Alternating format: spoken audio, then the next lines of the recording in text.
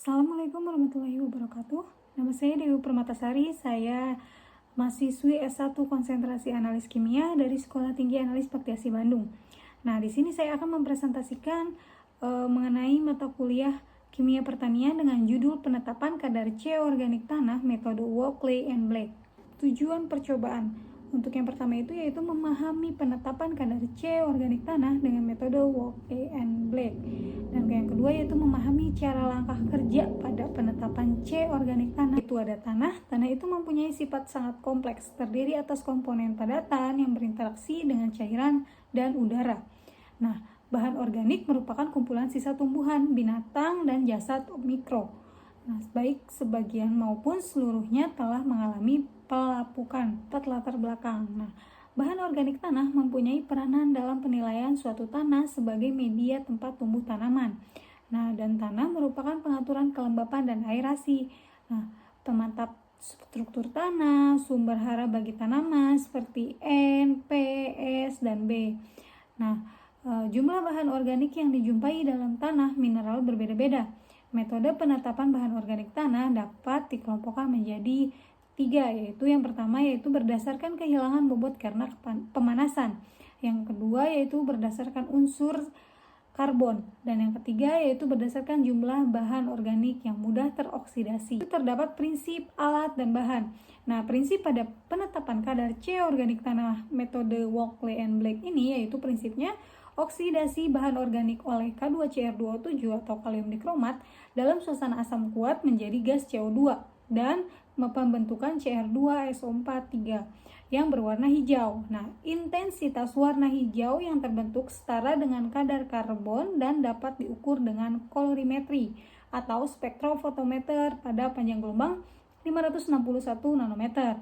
Nah, di sini yaitu ada alat-alat yaitu timbangan analitik, labu ukur 100 mili, labu Erlenmeyer 250 mili, pipet gondok 5 dan 10 mili, tabung reaksi, kolorimeter, dan spektrofotometer, buret, dan slitter magnetik. Dan untuk reagen di sini yaitu atau sama dengan bahan, yaitu yang pertama ada aqueous, K2Cr2O7 atau kalium dikromat, yang ketiga itu ada asam sulfat atau H2SO4, dan yang keempat itu ada H3PO4, yang kelima ada FeSO4, dan yang keenam itu ada indikator difenilamin. Penetapan C organik tanah.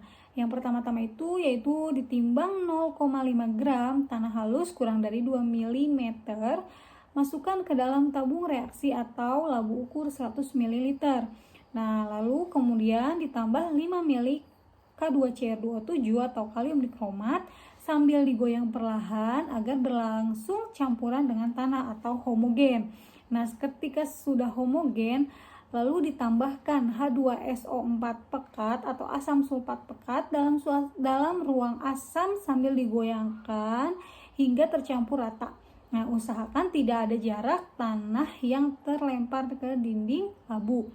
Nah, yang keempat itu lalu dipanaskan dalam penangas air mendidih atau water bath selama 1,5 jam sambil digoyangkan setiap 1,5 jam sekali. Dapat juga menggunakan slitter magnetik yang berputar. Nah, yang kelima itu setelah selesai di water bath itu didinginkan, lalu setelah didinginkan itu diencerkan dengan aqueous 100 ml. Nah, setelah diencerkan yaitu ditambahkan H3PO4 5 ml dan indikator difenilamin sebanyak 1 ml. Nah, biarkan sampai jernih atau disaring dengan kertas saring. Nah, setelah diamkan dan disaring, lalu dititrasi menggunakan FeSO4 1 normalitas hingga warna berubah menjadi hijau.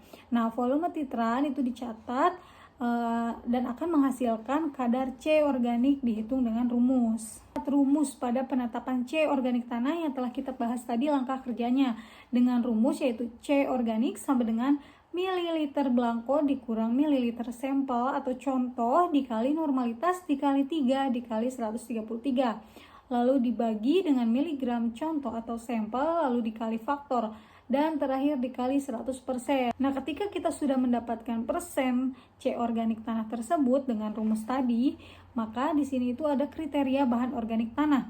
Nah, di sini itu ada tabel yaitu kriteria bahan organik tanah. Nah, pada hasil penetapan kadar C organik tanah tadi, yaitu didapatkan hasil pengamatan, yaitu dari hasil percobaan yang telah dilakukan diperoleh data sebagai berikut. Lanjut pada hasil pengamatan, yaitu hasil pengamatan di laboratorium. Nah, pada percobaan penetapan kadar C organik pada pupuk guano dan tanah hitam dilakukan 3 kali titrasi.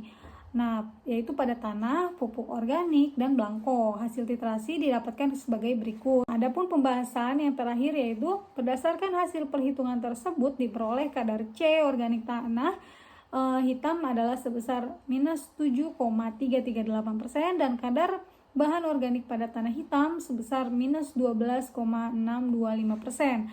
Nah, ketika sudah dilakukan langkah kerja dan didapatkan hasil, didapatkan pembahasan, lalu maka kita akan ditarik kesimpulan. Nah, kadar air kering mutlak pada tanah yang diperoleh dari hasil percobaan adalah 20,3787% dan kadar air kering mutlak pada pupuk guano yaitu yang diperoleh dari hasil percobaan adalah 5,478%. Mungkin cukup sekian presentasi yang telah saya paparkan. Kurang lebihnya saya mohon maaf. Bila ada kekurangan saya mohon dimaklumi karena saya juga masih dalam proses pembelajaran. Saya ucapkan terima kasih banyak untuk semuanya. Wassalamualaikum warahmatullahi wabarakatuh.